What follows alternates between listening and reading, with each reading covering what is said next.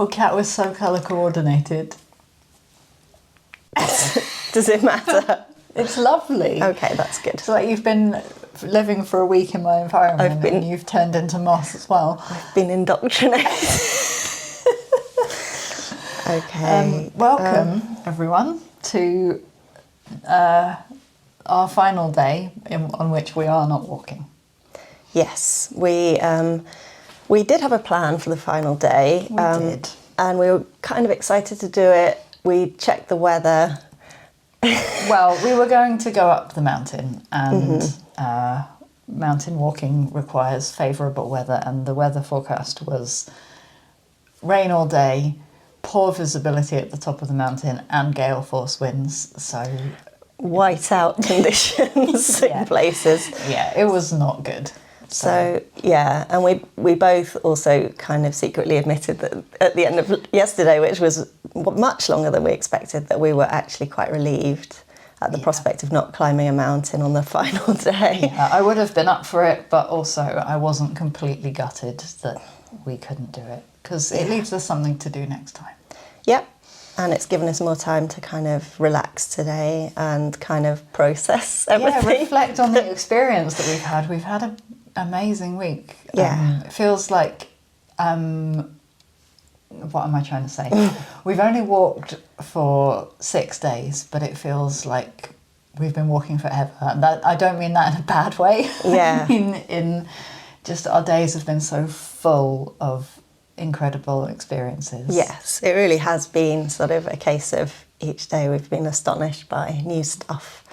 And we were very... Katie has done one long walk like this before. Yes. I never have. Well, I did do a 5-day sort of jungle walk over probably 20 years ago, something like that. So not for a very long time. And we were both intrigued to see how we would find it in terms of our stamina. Yeah, it's quite out of the ordinary in terms of our normal exercise routine. So it was an experiment to see how we went. Yeah, and I think we were both pleasantly surprised that we were able to do it without any terrible injuries. Yes, no injuries, no overwhelming exhaustion. We were definitely tired, but there was no day when I got up and thought, oh no, I really don't want to do this today. Yeah, and on days where we were slightly achy, just getting up and starting walking again usually sorted us out. So yeah, and the more we did it, actually, the more the week went on, the easier I found it. I wasn't becoming more achy and sore, but actually less. Yeah. Before we started, we'd wondered whether we would find the second day the most challenging. It was definitely the first day. It was the first day, my goodness. And after that, we kind of settled into it. Yeah. So what should we start with? Should we start with the lows to get them out of the way? Yeah, I've already kind of hinted at what both of us, I think, have the same low. I think we do. Do you want to start with yours? Okay. Yeah, the end of the first day, while the day itself had been amazing, and we ended at Llantoni Abbey? Priory, which was absolutely stunning. The day was, every day was longer than we expected, but that day ended with a slight hiccup. We had no kind of signal. We were struggling to quite find our bearings. Katie resorted to the paper map to try and, OS map to try and get us through the final bit. We found ourselves on what wasn't a path. It wasn't the path. Now looking back at what we did, being able to see it on the app, we were a long way off the actual path, which explains why it was as impassable as it was. It was probably a cow path through some incredibly muddy, churned up ground, incredibly wet, going up to our, shins sometimes in mud. It was so boggy and covered in brambles as well. Yeah. It was fighting our way through. It was lots of brambles, very narrow, trying to squeeze through bits. My feet were being held by the mud, the brambles were hanging onto my clothes. I was trying to fight through with my poles, and that went on for a while. It was so slow and we were so tired, and it was like every other day after that, we knew that the app had lied to us about the distance. This was the first day, so we were just finding were that past the point where we thought the walk should be over. The walk was supposed to be 14 and a half miles, which was already going to be one of the longest days we were going to do.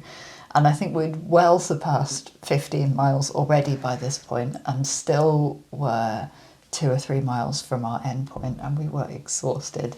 And for me, I was feeling really guilty and upset at that point. I was like, oh my goodness, I've dragged Katriona on this walk that I don't know if she's having a nice time. She's never going to want to walk with me again after this. It wasn't fun, that bit. Those things happen on, most walks. True. Something will happen like that. You'll go slightly off course and you'll be annoyed. But we do have a saying in my house that it's not a walk with Katie unless you find yourself in a bog at some point. So it's part of the experience. And is that your lowest point too? It is of the walk. My second lowest point was obviously seeing the car be towed away halfway through the week. That was very unfortunate. But in a way, I think that takes me into our high points as well, because one of the high points of the week has been learning that however hard you plan, something unexpected is always going to come up. And I thought it was going to be the weather this week, and we certainly had to contend with the weather, but unexpected car circumstances as well. So I think it's a low point that we couldn't do things quite as we planned to, but it's a high point that we were able to make the best out of a difficult situation and have an incredible week anyway. Yes, definitely. And so what was your high point then? Oh, I've got 3. I wrote them down so I didn't get overwhelmed because there were so many. Yeah, it's very hard to pick. So my first highlight was the ancient woodland that we went through on the first day, just because it was magical. There was this moment when we were bending down staring at mushrooms, as we've done every day, I think. And we stood up to see that this mist had just rolled in through the woods, and it was so beautiful. It felt really magical and mysterious, especially because that part of the walk, we'd been in quite a busy car park. It was a Sunday morning and lots of people were turning up. There were joggers and people with their dogs, and they all disappeared and went off up the mountain, and we had chosen this side path instead, the less popular route, and I didn't know what we were going to find there, but the woods were beautiful. So that was definitely a highlight. What's your first highlight? I think another woodland one, the mushroom woods that we found. The mushroom woods. Which I had never seen any of those fairy tale shiny red mushrooms before in my life, I don't think. And I spotted some we were going along the side of some pine forest. And I spotted one. I was very excited because I thought it might be fly agaric. And Katie said it's not, but it's still amazing. And I think they're called the sickener. They're called the sickener. They're a highly poisonous mushroom, but nonetheless beautiful. Yes, they were fairy tale looking, and we excitedly ran into the trees to take pictures, and then just had the fun experience that the more we looked and turned around, the more we saw they were just covering the forest floor. It was absolutely stunning. That was amazing. We lost an hour of our day in those woods, and I don't regret any of it. Yeah, it was really exciting. It was really special. My next high point was actually the steam train. I really, really loved the steam train. I'd kind of chucked that into the plan as a last minute wild card, thinking it might be a fun surprise and it would be a convenient way to cover some of the distance that we needed to cover. But we did the walk at the end of September, so I didn't know if the trains would even be running at that time, because it's obviously a very tourist friendly attraction.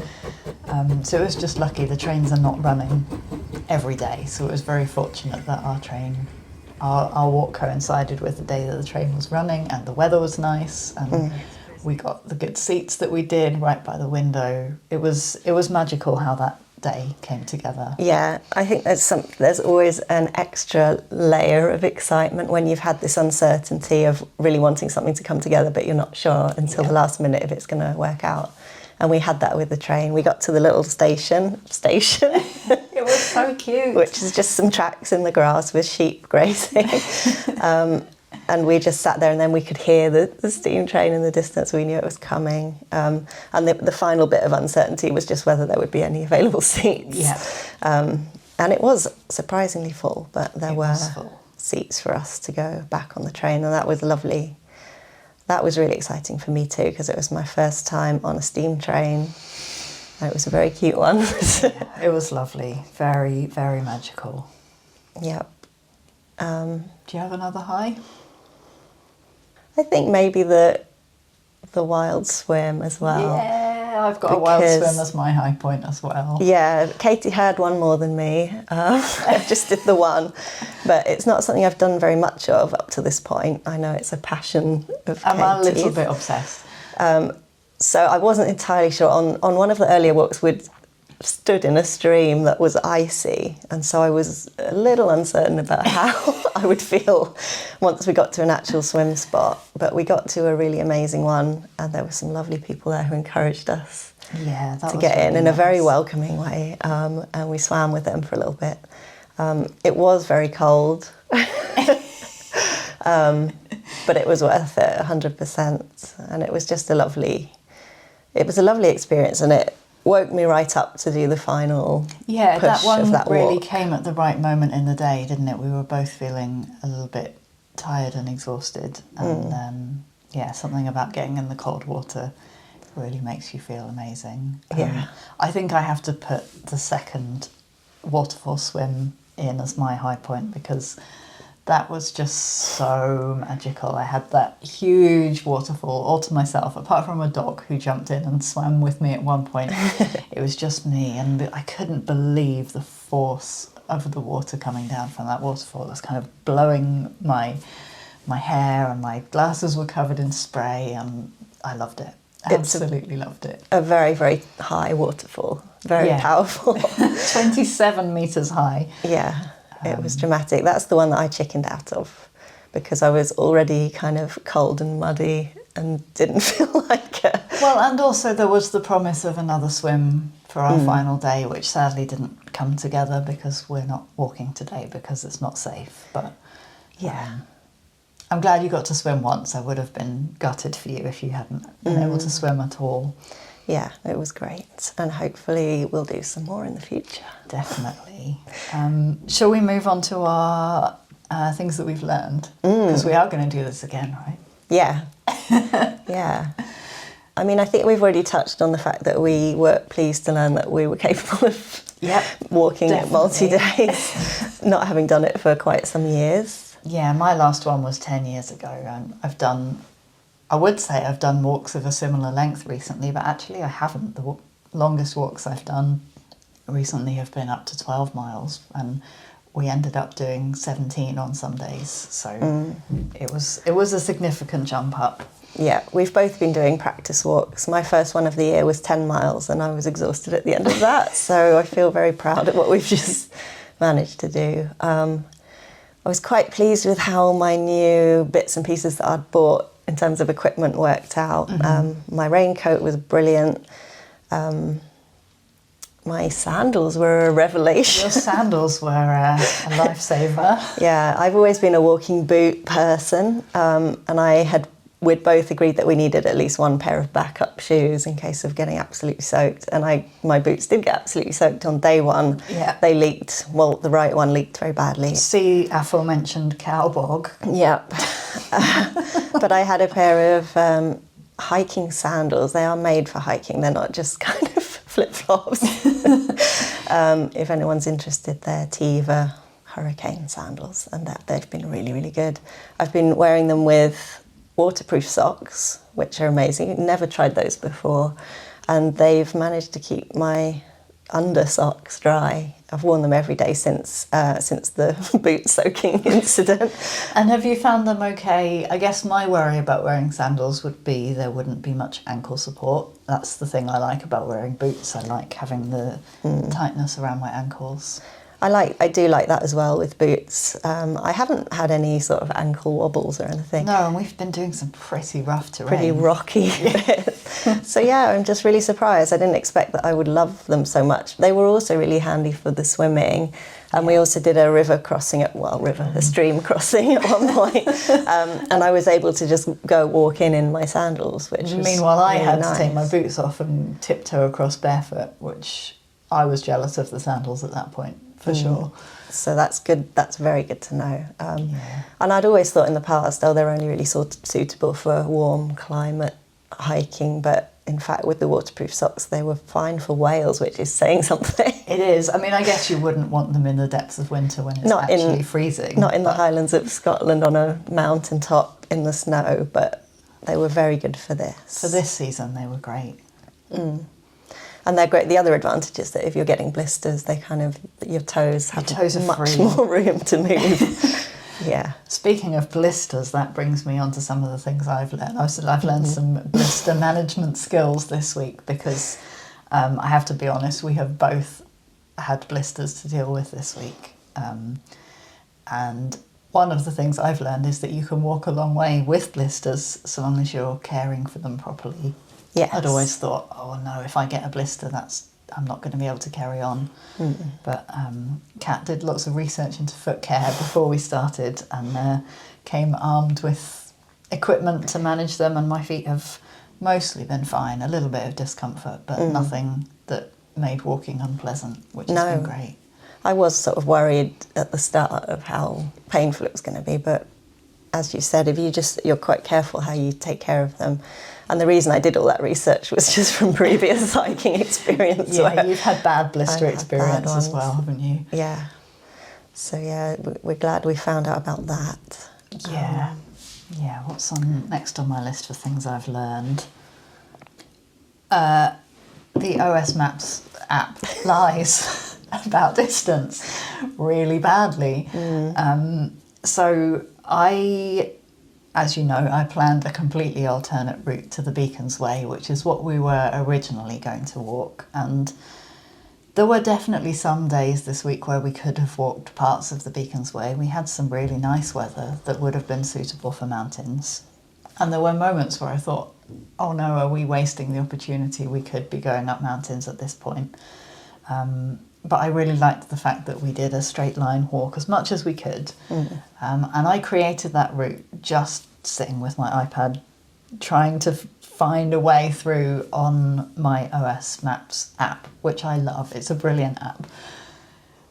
But I was going by the distance estimates that the app gave me, and my rough aim was to make our days around 12 miles and never more than 15. And what we ended up doing were days that were never less than 13 and some up to 17, which is more than I would have chosen for us to do. Yeah. It turned out to be within our capacity, but it might not have done, and that might, that day one might have finished us off. So that was a frustration. But now that I know that, when I use the app in future, I know what sort of percentage extra time and distance to add on. Yes. And we also now know how much time to add on in terms of our pace when we're filming. And yes, we've got a good idea of what our average miles per hour is when you need to stop, drop everything and run and photograph mushrooms for an hour, which is going to be really useful information for our next adventure. Yeah. Also, in terms of, there were a couple of pieces of kit that I brought with me that I didn't end up using. Waterproof gloves and my baseball hat I didn't use at all, but they would have been, in certain situations, they would have been really helpful. So I'm glad I had them. Yeah, it's tricky, isn't it? Because obviously we saw a lot of different weathers this week, but we could have had quite different weather, and you have to be prepared. Gear for all of those things because, as you know, any number of seasons can happen all in one day. And we've both loved our hiking poles as well. Oh my goodness, hiking poles have been a revelation. We've been on some treacherous paths this week. I mean, obviously the intended use for hiking poles is to support your joints when you're hiking, so they take the load off your hips and your knees. And people say that they're best for use on continuous flat terrain or slight incline, where you can really get a stride going. And I love them for that. But I also really love them for having 2 extra balance points when you're wading across a river with your bare feet, for example. Yeah. And climbing over fallen trees. Yeah. And we've had incredibly slippery, muddy, rocky paths with drops to one side. And having the poles is so reassuring that you can, catch yourself. I also found it, for the boggy areas, I found it great for just testing the ground a little bit without just plunging my feet and not really knowing what I was getting into. Yeah, they've been brilliant. I've become quite emotionally attached to them, I think. And we went for a short walk with Jack this morning and obviously didn't have them, and I felt kind of naked, lost. So I really have liked my hiking poles a lot. They've been brilliant. We also got some rubber tips for them because they make quite a harsh sound if the ground is hard, and we did a few stretches on road, so we added some rubber tips at that point to just make the sound a bit softer. That was really nice. That was Kat's idea. I happened to read about that. And even if you're on a really rocky path, it can be quite annoying, so being able to put those on is great. Yeah. The other bit of gear that I really appreciated was the zinc oxide tape, which was part of our Blister foot care kit. I used it to cover some of my blisters at some point, but I also used it when I jarred my knee. I looked up a little YouTube video on how to do a knee strap. I was able to make a little wrapper for my knee, and it really, really helped support my knee just on that final day. With all the up and down, I needed a bit of extra support, and it was great to just have something in my rucksack that I could use like that. It was brilliant. I think the final thing I've learned in terms of what our capacity is that it's really nice to build in rest days. And obviously we had our unexpected rest day when the car broke down, but that came after 3 days of walking. And again today, we're having an unexpected rest day after 3 days of walking, and I think that might actually be the right rhythm for us. We obviously have been out for a walk today because Jack, where is Jack? Jack should be here. Jack is exhausted because he got taken out for a walk in the rain today, which is not his favourite, but we did get to go on quite an exciting outing that we alluded to earlier in the week, but didn't have time for. So do you want to chat a bit about that? Yeah. Even though it was quite rainy today, we did want to go out somewhere, and Katie took me to, I forget what it's called. It's called Ogof, which is the National Showcaves of Wales. So if you skip back to days 4 and 5, where Kat and Jack and I were walking up the mountain, today we went inside that mountain. So we were walking underneath where we were walking up above a few days ago. Yeah, it was pretty incredible. Been a long time since I've gone into a cave, and I love it. I love the sensory thing of the smell and the cold and the dampness. Loads of stalactites and interesting formations. You get to go quite far inside the those cave caves network. are massive, and the bit that's open to the public is just a tiny percentage of what there is there. It's I wouldn't want to go any deeper. I'm not really interested in going into any holes that you have to squeeze through or anything like that. But being inside the mountain and feeling the sense of space that's in there and thinking about all the water that's moved through, it's an incredible place, and I loved it. But it's also dressed up a bit as a tourist attraction. For some reason, there's a whole dinosaur park there as well. And I love dinosaurs, so It was a very exciting outing. It's very well done. There's loads of them. I'm from London and I'm quite near Crystal Palace, where they have those hilarious dinosaurs from the Great. Which I've never seen, so I don't know what you're... Yeah, they're from the Great Exhibition, something like that. I'm not good at history, so I don't know the year, but they were from before people fully were able to actually create accurate models of dinosaurs. So they're somewhat fudged versions of imaginary dinosaurs, but they are beautifully presented in the middle of a sort of little lake with trees around. It's quite beautiful. But these ones, there's way more dinosaurs. Some of them move. Yes, that was a little bit unnerving for Jack at one point. I think he was fine with them up to the point where he came across one that was just poking its head out the undergrowth and it started doing this. And Jack was really quite frightened by that. Yeah, it's beautifully planted with foliage around the dinosaurs and tree ferns and things, so it feels very sort of Jurassic in there. Yeah, that's the thing I love about it, is they're just kind of, the dinosaurs are all set amongst the landscape. It's quite different from looking at dinosaurs in a museum or something. Yeah.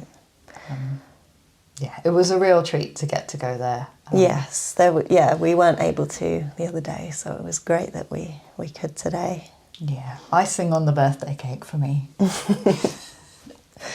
Shall we move on to your firsts? Yes. So I mentioned earlier that this was my first ever time on a steam train, but there were quite a lot of other firsts. As well as the most obvious big one, it's the first time I've walked nearly 100 miles, just over 90, yeah, which is pretty good. The walk we did today, we did, I think, 92 miles, which is pretty good in 7 days. So that was a big first. I've been wanting to do it for ages, and I'm really happy that it happened. I had my first Welsh cakes. Oh, yeah. Steam train. It was actually my first time being rescued from a broken down car. I don't drive, so I've never had that particular experience. I'll be honest and say I've never had that experience either. I've always had car breakdowns that have been fixable at the side of the road, not ones where your poor car has to be taken away in a pickup truck. That was very unfortunate, so that was a first for me too. We were lucky that we broke down in a place that was not too bad, and we were picked up by a lovely chap and driven. It was very convenient, wasn't it? It happened in the station car park, so there was a cafe, there was a gift shop. It was all very convenient. It wasn't, apart from the slight anxiety of it, it wasn't too bad at all. That was a first, an interesting first. And I think the red mushrooms are my only other. But that's a big one. Yeah, that magical red mushroom forest was quite something.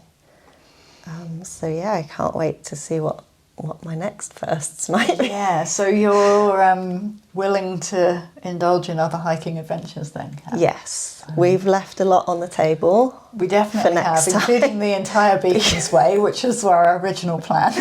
Yeah, but I think we were both really happy with how it turned out, in terms of, we felt like if we had gone straight into the Beacons Way, 2 mountains on the first day, it might have finished us off. We might have been a bit freaked out and worried about how we were going to manage, and instead we had this beautiful sort of valleys and woodlands walk, which was a great practice run for when we hopefully will do the mountains at some point.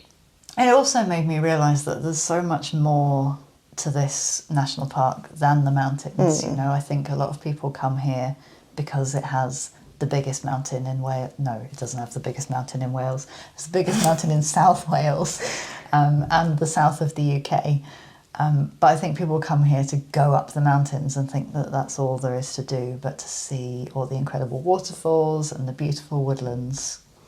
You know, we haven't been to the top of a single mountain, and we've still had an incredibly full week of amazing experiences. So, and plenty more in store for another time, hopefully. Yes, and thank you for all your route planning. It's a pleasure. I'm such a map nerd. So, that was the fun bit for me. I love the planning aspect, and I could stare at Ordnance Survey maps for hours and hours, so that was no problem.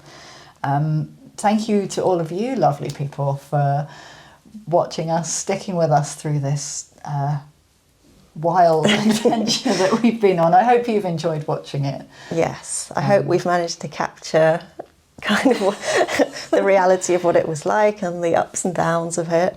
Yeah, I think we certainly tried to not sugarcoat our experience in any way, but show you the reality, fun bits and less fun bits of what we've been up to. Yes. But I've really enjoyed the experience of walking with you, my lovely friend, and of filming it and sharing it with people. So Yes, thank you for watching. yeah, thanks.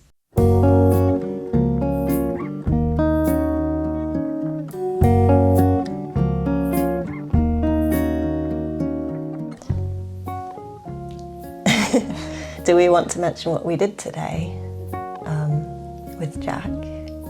Oh In case yeah, we're gonna, we do. In case we're going to show a few Okay, little clips. how are we going to lead into that without... Because obviously we're going to have an awkward cut here. Yes. Shall I just ask you what we did? We could say... can I sip some of your water? My mouth's Yes. really dry, thanks.